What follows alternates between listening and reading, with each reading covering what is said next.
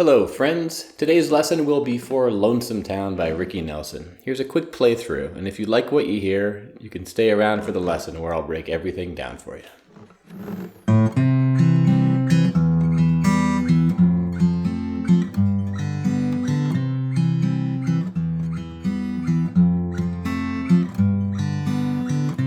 There's a place where lovers go to cry their troubles away, and they call it Lonesome Town, where the broken hearts stay. You can buy a dream or two to last you all through the years, and the only price you pay is a heart full of tears. Going down to Lonesome Town, where the broken hearts stay. Going down to Lonesome Town to cry my troubles away. In the town of broken dreams, the streets are filled with regret, and maybe down in Lonesome Town I can learn to forget. Maybe down in Lonesome Town I can learn to forget.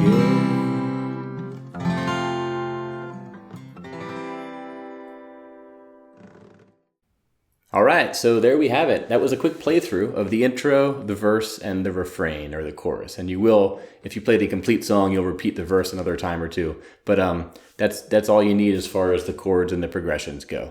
So before we get into the lesson, a quick note is I am playing this in standard tuning in the key of C. Why I say that is Ricky Nelson plays this with his guitar tuned down a half step. That means if you were to take this that I'm showing you here and try to play along with the Ricky Nelson version, if you're in standard tuning, it's not going to sound good. You're going to be a half step too high. So you could tune your guitar down every string a half step, use what I'm going to show you, and you can play along with him. Or you can just keep your guitar in standard tuning, use what I'm showing you here, and you can play along with me. So I wanted to give you that sort of disclaimer. I usually don't like to tune my guitar out of standard tuning unless there's a really good reason for the lessons I make, just because most people are going to stay in standard tuning. So heads up there. I'm also going to be finger picking a lot of this song. If you want to use a pick, that's fine. You can do so. I like to switch it up every now and then. So that's what I'm doing here, and I'll show you how to sort of pick the strings like I did in the playthrough there. But otherwise, let's get to the lesson. And before I get into it, remember that check out my website, playsongnotes.com. You can find the tabs and the lyrics and the notes and the chord sheets for everything I'm about to show you. So if you want to access it later or print things out, you can find what you're looking for there. So check it out. Definitely subscribe and follow and like and all the social media sites as well to stay posted of all my song notes lessons that I'm putting out pretty regularly. But let's get to this lesson. So starting with the chords, if you know how to play the chords in this song, it's pretty standard for the key of C. You can skip ahead to the next section when I'm going to talk about some unique ways to play the F and some rhythm and stuff. So skip ahead if you like. If you want to know how to play the chords, here we go. Now, what I'm showing you here is just the chord position with your left hand. I'm going to get to the finger picking later. But really quick, we're looking at a C. So that's the bottom 5 strings. Third, second, open, first, open. There's also an E minor. Open, second, second, open, open, open. All 6 strings. There will be an F. Now the full typical F bar chord is first, third, third, second, first, first. And an F minor is first, third, third, first, first, first. You're going to need that as well. Now, if you can't play an F yet, keep on watching, because later in the song, I'm going to talk about some easier ways to play this, where you don't have to play all 6 strings and bar it, because that can be kind of, that can be tiring and that can be tough if you haven't learned it. But stay tuned for that. Meanwhile, we'll have a G, third, second, open, open, open, third. What else is there? We have an A minor, bottom 5 strings only. Open, second, second, first, open. And there is an E major as well. That's open, second, second, first, open, open. And one more, I think, the D7, bottom 4 strings only. Open, second, first, second. Okay, so those are the chords. If any of these are new to you, check out some of the other videos I have for how to play them. I'm not going to give super complex sort of drill downs in this lesson for them, but there's other stuff I have on here on my channel where you can find what you need for those chords. Next, I'll show you the sort of finger picking approach I'm doing. Basically, I am playing this pattern, right? I'm always going to start on the bass note of whatever chord I'm playing. So if it's a C, the bass note is the 5th string. And after the bass note, I'm going to go. So it's 5th string, then 4th string, then 2nd and 3rd string, then 4th string. So the key here, which makes it really easy to do, is your fingers are sort of dedicated to one string and they just stay there. So basically, I'm not having to move my fingers on my right hand to other strings. However, that rule is broken when I go to an E minor because I'm having to move my thumb to the low E string. But the other 3 fingers stay exactly where they are.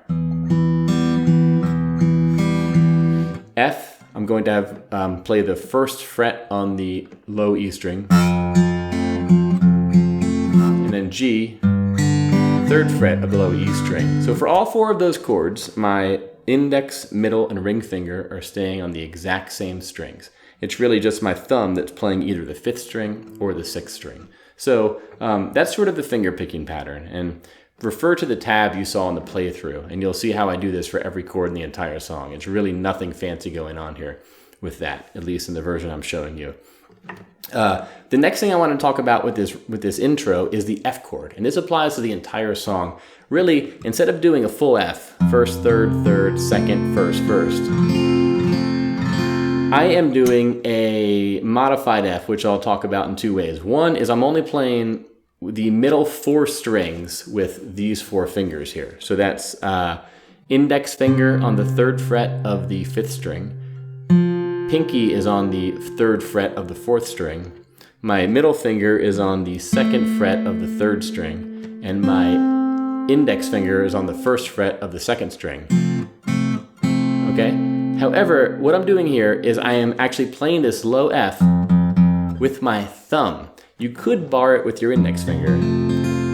However, I find that to do this, you kind of have to wrap your arm a little bit further under the guitar. It's a little bit uncomfortable, it requires a lot more effort. And since we're only finger picking a few of these strings, you're kind of doing that for not much return with the sound, right? Your return on investment for that effort is kind of low.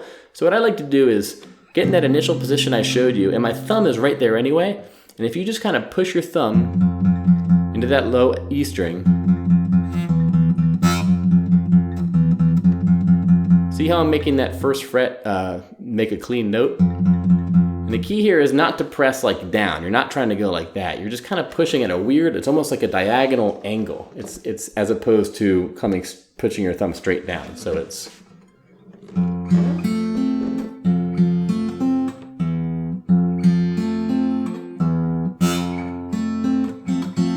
now this is handy for this song, but it's handy for a lot of songs in general. So keep in mind that whenever I'm doing an F in this song, for the most part, I'm doing that.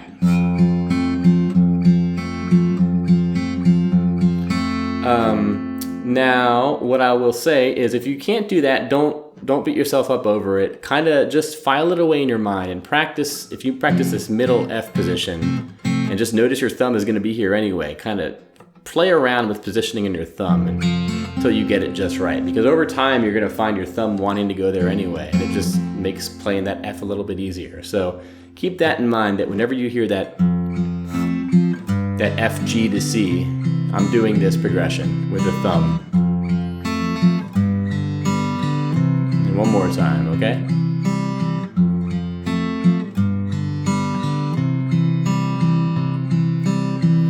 All right, so wanted to show you that one. Another thing I want to talk about with this finger picking pattern throughout the entire song, but also in the intro, is the rhythm we're talking about here. So there's a bit of a shuffle rhythm going on. And I mean that as opposed to a straight rhythm. Specifically, if we're looking at the C chord, if we're looking at this count of 1, 2, 3, 4, 1, 2, 3, 4, 1, 2, 3, 4. What I'm doing there is dividing those 4 counts totally evenly. So every count gets the same amount, right? If I go through the 4 chords in the intro, 1, 2, and 3, and 4, and 1, and 2, and 3, and 4, and 1, and 2, and 3, and 4, and... So that's a straight count. That's not what you hear in the song. Ricky Nelson has a bit of a shuffle or a swing or a swagger, whatever you want to call it. And what's happening here is that the 1 and the 3 are coming at the same pace. 1, 2, 3, 4, 1, 2, 3, 4. But it's the 2 and the 4 that are a little bit delayed. So instead of doing the straight count, which is even, 1, 2, 3, 4, 1, 2, 3, 4, 1, 2, 3, 4, 1, 2, 3, 4. We're doing this. 1, 2, 3, 4, 1, 2, 3, 4, 1, 2, 3, 4, 1, 2, 3, 4. Hear the difference? Here it is straight.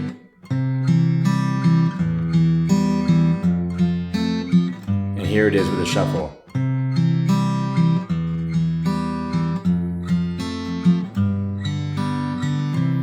Now it is important to note that the straight isn't bad and the shuffle isn't good. It's all contextual. It all depends on the song. In this song, if you want to match the way Ricky Nelson plays it, you want to do the shuffly kind of rhythm. Other songs, you want that more straight, sort of, very kind of mathematically precise rhythm. It's all about the feel that the song you're playing that you want to give to it, right? So keep that in mind, because this is something you'll start to hear in a lot of the songs you listen to and a lot of the songs you play, is the way that the rhythm of the song changes based on whatever mood they want to give. So for this entire song, you want to sort of adhere to that shuffle approach where you're going to have, be counting to 4, but instead of doing a 1, 2, 3, 4, 1, 2, 3, 4, you're going to 1, 2, 3, 4, 1, 2, 3, 4. Entire song. Another way you can think about it is like a horse. If you think of like galloping sound, that's kind of more of a shuffle, right? Also your heartbeat. I mean, your heart doesn't beat like, instead it's like, so it's very similar as well. But yeah, keep that in mind. But otherwise, that's it for this lesson. I hope you found this helpful. If you have any questions, definitely let me know in the comments. I'd be happy to answer. And as always, check out my website, playsongnotes.com. There you can find the notes and tabs for this and many other lessons I have. And once again, please subscribe to this channel, follow me on all the social media sites if you want to keep up with new lessons I have coming out. And otherwise, that's it for now. Have a great night and keep on rocking. Bye-bye.